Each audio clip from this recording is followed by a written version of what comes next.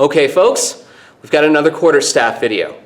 This one is going to be discussing the topic of evasions. Now, there are 5 steps to an evasion. I'd like you to repeat after me. Eye contact, preparation, evasion, attack, recovery. It's going to be those 5 steps in that order. One more time. Eye contact, preparation, evasion, attack, recovery. Say it with me once again. Eye contact, preparation, evasion, attack, recovery. If you follow those 5 steps, then your evasions will stay safe and they will look pretty awesome. Okay, so let's take a look at some of the evasions that are common in quarterstaff. One of the most common types of evasions comes from a duck in response to a head cut. Okay, so a head cut attack is going to look like this. And the evasion for that attack is going to look like this. So let's break that down step by step. First, from the attacker's perspective. The attacker, just like the defender, is going to make eye contact as step number 1. Then the attacker is going to show the defender their preparation for the attack. For a head cut, the preparation looks like this. It is very, very tall. Do not cheat on this. If you bring the staff down like this, your partner will not know if you are going for a head attack or a belly cut, which we will show you in a little bit. Also, it's very important that you move into that position rather than starting in that position. If at the very beginning of the fight you start here, your opponent's never going to know when you want to actually attack. They'll be waiting for you, which makes it very, very dangerous. So you have to show them exactly when you want to start the attack, which means keep your staff out of the preparation position until you are ready to do the attack. So we make eye contact outside of the prep position, and then step 2, I show them my preparation. As soon as my partner sees my preparation, they immediately begin their evasion. I do not move a muscle until I see them start to evade. Once I see them start to evade, that is my permission to move forward with the attack. The attack looks like this. I drop the staff so that it is parallel to the ground, flat on a countertop, and I pass forward as I swing from right to left. Now, as I do that, I'm going to keep the butt end of the staff on the outside of my elbow right here, which means it comes to a natural stopping point right here. I do not allow it to come underneath my armpit and keep going. This is dangerous for my partner, but it's also especially dangerous for me because I'm cracking myself in the ribs and I'm also opening myself up a great deal. If I keep it here, then my weapon is much more online and I haven't opened myself up to counterattacks. So one more time, the attacker's perspective on this is eye contact, preparation, evasion, attack, recovery. Now let's look at it from the defender's position. So the defender is also going to start by making eye contact. Then as soon as they see the attacker start their preparation, they begin evading. And once again, the evasion for a duck looks like this. And I stay down here until their attack is complete. Only once their attack is complete do I then recover into the neutral position. So a few important things here. Once I start evading, my partner needs to be able to trust that I am going to evade quickly, completely, without stopping, and that I'm going to stay in that evaded position. If I fail any of those things, I'm going to get smacked in the head. And it's going to be my fault, and it's going to hurt. And most of all, it's also going to make both of us look really bad. So, what I mean by that is, I cannot second guess myself. I cannot flinch, I cannot start and then stop. If I start moving at all, I need to keep moving. So there's none of this, You see them prep, you immediately go down. We also need to do that quickly and in the right order. I don't pass back and then duck. No. I duck and then pass back.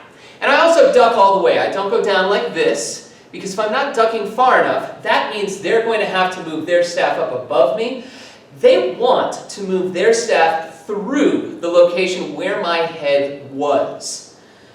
If I don't duck all the way, they're not going to be able to trust that they can do that, and they're going to start going up. And it's going to look like they were attacking a part of the space that my face never was in.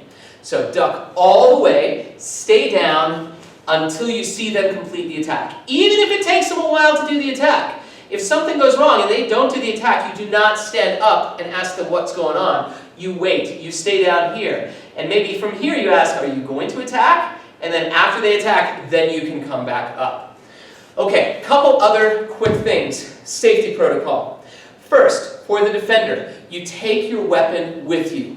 If you dodge like this, then you are going to have your staff get hit, and that's going to be bad news for both of you. So take your weapon with you and keep it out of the way. Second thing, for the attacker. Remember I said we start off by making eye contact. Once I have gone into the preparation position, I am now spotting the target, not their eyes. So as they start to evade, my eyes stay on the space where their head was. My eyes do not follow their eyes. If I do that, I'm going to be much more inclined to attack their face. But what I really want to do is my target is the space where their head was. And that is where I'm going to attack through it. I make it very flat. I don't roller coaster it going up or down. Keep it parallel to the ground. And this course can be done on both sides. Now, you may need to switch your hands, just like we do in pike form. So if I'm going to be attacking right to left, the best way to know where my hand should be is to put my pike on the other side. So if I'm going right to left, I start with my pike on my left side and then bring it up. If I'm going left to right, I start with my pike on my right side and then I bring it up and swing it down. Now we can also do stomach cuts, so that's the next type of evasion. The preparation for the stomach cuts are down here, not up here. They are very, very low. The head cuts are very, very high. Don't do anything in the middle. Nobody will know what this is. Make it binary, either very high or very low. The stomach cut attacks are just like the head cuts. You drop this flat onto a tabletop parallel to the ground, and you swing through with a passing step, keeping the butt end of the staff on the outside of the elbow and coming to a natural stopping point about 15 degrees offline, right here. And that, of course, can be done on both sides using the same hand position. So if I'm going left to right, I keep my staff on the right side for pike form and bring it up here for the prep and through. The evasions for a belly cut are a jump back. And in Dueling Arts International, we differentiate between a leap and a jump. Here's a leap. And now here's a jump. The jump goes farther. The main difference is that the feet cross during a jump back. And a jump back ends up being equivalent to 2 passing steps back. So that is a jump back. And to make it look like an evasion, what we're going to do is remove the weapon by bringing it up over our head, and then remove the part of the body that is being attacked, which is the stomach, by poking the hips and the butt back. Now I also keep my head up. I do not look down at the weapon, which could put my face in jeopardy. So I end here, looking up at my partner, maintaining eye contact because I'm the defender, and that's how the guided eye tour works. Okay, so those are the first 4 evasions: head cuts and belly cuts. Now we also have diagonal evasions, and in order to do these, we're going to have to take a look at a piece of footwork called a traverse. A traverse is like a lunge. And if you are familiar with lunges, lunges are a method of delivering an attack. We're going to use a lunge in our test choreography. So for instance, here's a lunge with a thrust attack. The weapon starts, and then the body follows, being pulled forward like this. I'm pushing off the back heel, and I'm moving my front foot 2 foot lengths forward. I end with a 90-degree angle on my front knee, my back leg straight, and my back foot flat on the ground. If you come up like this, you're going to lose your balance and end up leaning too far forward. So push off that back heel, keeping the back foot flat on the ground. This is a lunge. To recover, I pull with the back knee back into en garde position. Now that is a lunge if I am delivering the attack forward. I can also use these to move my body offline to evade an attack. So for instance, this is a traverse to the rear right 45 degrees. And this is a traverse to my rear left 45 degrees. I could also traverse 90 degrees to the right and left, 90 degrees to the right, 90 degrees to the left, and I could even traverse 45 degrees forward on either side. So here's a traverse 45 degrees to the right, here's a traverse 45 degrees to the left. But those are only going to be used if you're playing a character that you know is extremely well trained and is intentionally trying to close the distance. The default is to do it 45 degrees to the rear, and that's what we're going to use for evading. Now, in some circumstances, you could also traverse 180 degrees back, but we're not going to be using that move. We're going to be going 45 degrees on either side. So here is the diagonal attacks and evasions. So first, the prep. A diagonal high to low attack, the prep looks like this. It's very similar to a head attack, except it's now at a 45-degree angle. And then the follow-through attack looks like this, where I am cutting a 45-degree angled line right through where my partner's body was standing. And now here's what it looks like from the other side, high to low, left to right, diagonal cut. There we go. Now the preparations for low to high diagonals, I bet you can guess what they look like. This is the low to high preparation for right to left, and it comes up 45 degrees, up, and this is the prep for a low to high, left to right, 45-degree angle cut, bringing it up 45 degrees. Now let's look at the evasions for these.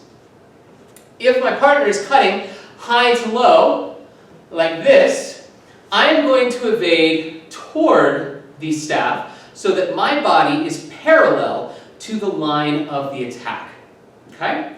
So, for instance, if I know the attack is coming like this, they're doing a right to left attack, which means it's swooping from my left to right, I am going to evade in that direction. And now my body is at that 45-degree angle right there. And they can move their staff right above my body in a parallel line. So this is the evasion for the left, as if they're going right to left, high to low. And then if they are going left to right, high to low, here. And we're going to use that same 5-step process: eye contact, preparation, evasion, attack, recovery. Now if they do a low line attack, I'm actually going to be evading in the opposite direction.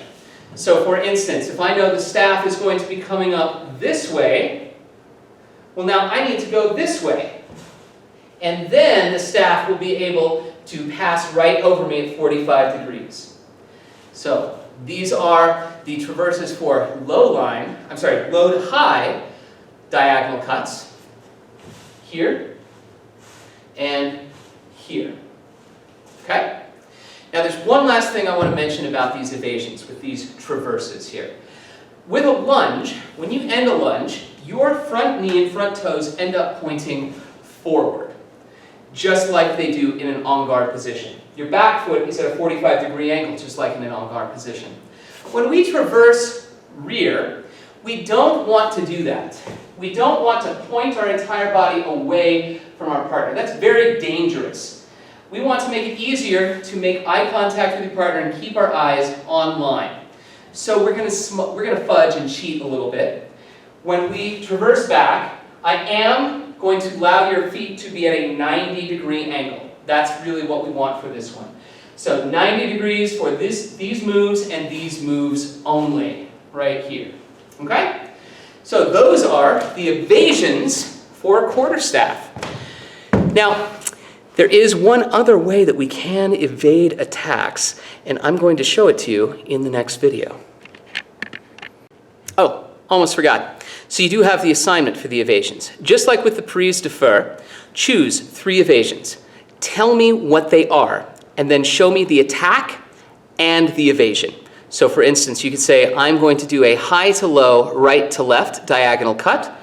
Show me the attack, show me the evasion, and talk me through the 5 steps as you do it. Literally, say out loud, eye contact, preparation, evasion, attack, and recovery. And with each step, do those steps. First the attacker's position, and then do the evader's position. Have fun.